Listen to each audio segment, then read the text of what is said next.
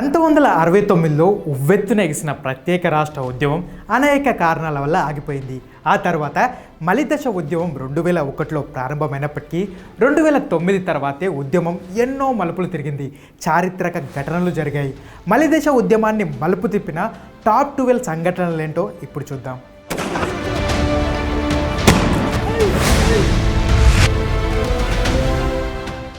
అది 2009 అక్టోబర్.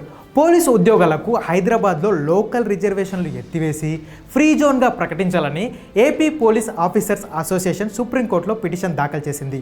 దీంతో police recruitment కోసం హైదరాబాద్ను ఫ్రీ జోన్గా సుప్రీంకోర్టు ప్రకటించింది.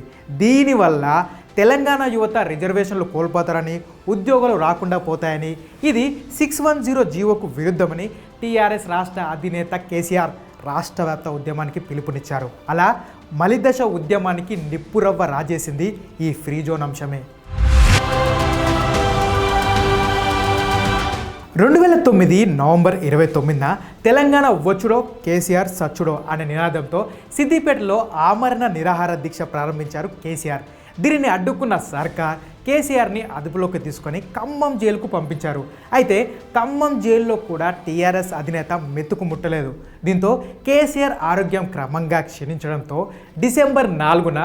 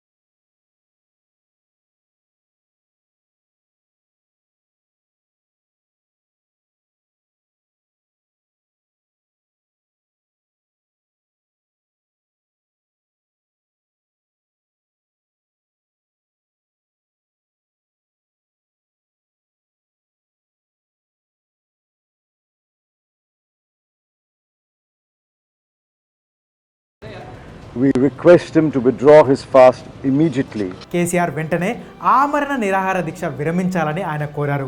ఈ ప్రకటనతో కేసీఆర్ దీక్ష విరమించగా యావత్ తెలంగాణ సమాజం సంబరాల్లో మునిగిపోయింది. తెలంగాణకు అనుకూలంగా చిదంబరం ప్రకటన రావడంతో సీమాంధ్రలో ఆగ్రహ జాలలు ఎగిసిపడ్డాయి. అధికారంలో ఉన్న కాంగ్రెస్ పార్టీ సహా సీమాంధ్రకు చెందిన అందరు లీడర్లు సమైక్యాంధ్ర ఉద్యమాన్ని చేపట్టారు. విద్యార్థులు రోడ్లపైనకి వచ్చారు. తెలంగాణ ఉద్యమానికి పోటీగా సమైక్యాంధ్ర ఉద్యమాన్ని లేవనెత్తారు.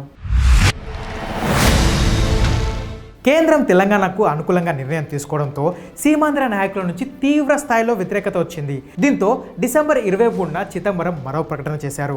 రెండు ప్రాంతాల్లో ఉద్యమాలు ఎగిసిపడుతుండటంతో ప్రత్యేక రాష్ట్ర ఏర్పాటు అవసరమా అనే కోణంలో రాజకీయ పార్టీలు ఇతర మేధావుల సూచనలన్నీ పరిగణలోకి తీసుకున్న తర్వాతే తుది నిర్ణయం తీసుకుంటామని సంచలన ప్రకటన చేశారు. దీంతో చిదంబరం మళ్ళీ మాట మార్చారని చెప్పేసి తెలంగాణ ఉద్యమం మళ్ళీ మొదటికొచ్చింది. చిదంబరం రివర్స్ ప్రకటనతో తెలంగాణలోని ప్రజాప్రతినిధులంతా 48 గంటల్లోనే రాజీనామా చేయాలని కేసీఆర్ పిలుపునిచ్చారు.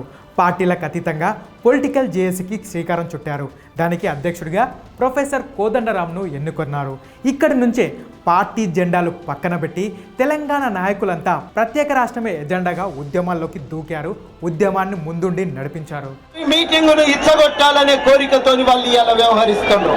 వాళ్లకు సహకరిస్తాం అట్లాంటి సీమాంధ్ర తొత్తులకు మనం సహకరించాం. ఫిబ్రవరి 3, 2010న తెలంగాణ ఏర్పాటు సాధ్యాసాధ్యాలపై 5 మందితో కూడిన రిటైర్డ్ జడ్జ్ జస్టిస్ శ్రీకృష్ణ నేతృత్వంలో ఒక కమిటీ ఏర్పాటు చేశారు. 9 నెలల పాటు ఉమ్మడి రాష్ట్రమంతా తిరిగింది ఈ కమిటీ. కవులు, కళాకారులు, రైతులు, వ్యాపారులు, విద్యార్థులు, రాజకీయ నాయకులు ఇలా అన్ని వర్గాల అభిప్రాయాలను తీసుకొని డిసెంబర్ 30న 2010 ఆ టైంలో రిపోర్టు కేంద్రానికి అందజేసింది. ఈ కమిటీ ముఖ్యంగా 6 ఆప్షన్స్ కేంద్రం ముందు పెట్టింది. అందులో మ్యాక్సిమం ఉమ్మడి ఆంధ్రప్రదేశ్కే ఓటేసింది. అలాగే తెలంగాణ ప్రత్యేక రాష్ట్రం ఏర్పాటు అన్నది న్యాయమైన డిమాండే అని కూడా చెప్పింది. కానీ మెజారిటీ ఉమ్మడి ఆంధ్రప్రదేశ్గా ఉంచడానికే శ్రీకృష్ణ కమిటీ ఓటేయడంతో ఇది ఖచ్చితంగా ఆంధ్రలో కుట్ర ఇది అంటూ తెలంగాణ పొలిటికల్ జేఏసీ ఊరు వాడను ఏకం చేయాలని నిర్ణయించుకుంది. ఇక నుంచి ఉద్యమాన్ని పీక్స్కు తీసుకెళ్ళింది.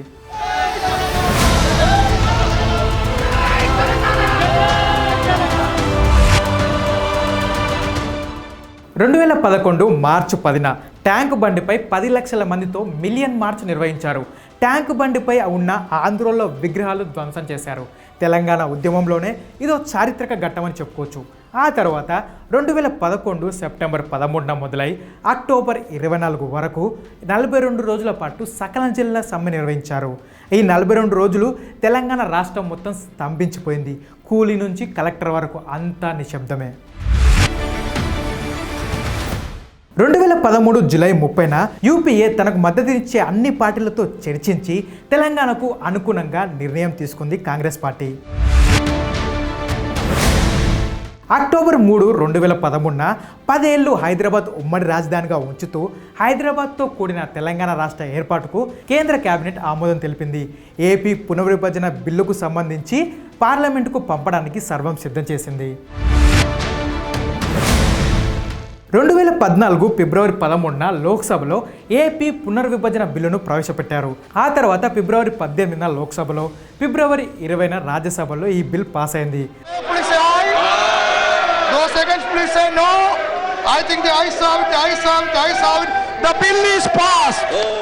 ఆ తర్వాత 2014 మార్చి 1న రాష్ట్రపతి ఆమోద ముద్ర, మార్చి 2న గెజిట్ నోటిఫికేషన్ వచ్చింది. ఇక అధికారికంగా జూన్ 2న తెలంగాణ ప్రత్యేక రాష్ట్రం ఏర్పాటైంది. 60 ఏళ్ల ఆకాంక్ష నెరవేరింది.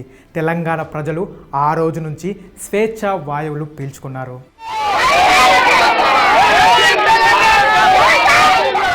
ఓవరాల్గా ఇది ముచ్చట. మరి మలిదశ ఉద్యమం గురించి